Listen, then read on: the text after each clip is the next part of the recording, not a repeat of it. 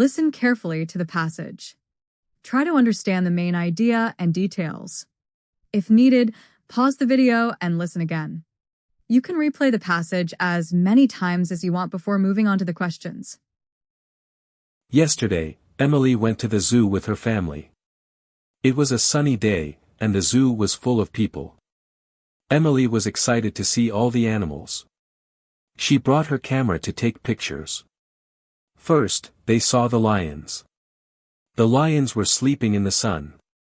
Then, they went to see the monkeys. The monkeys were loud and funny.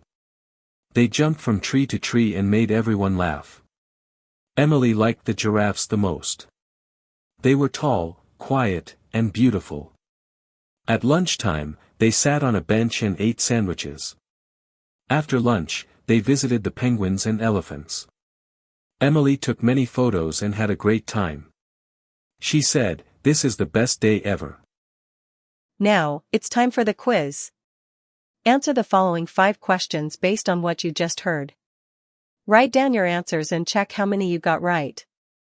Don't forget to share your score in the comments.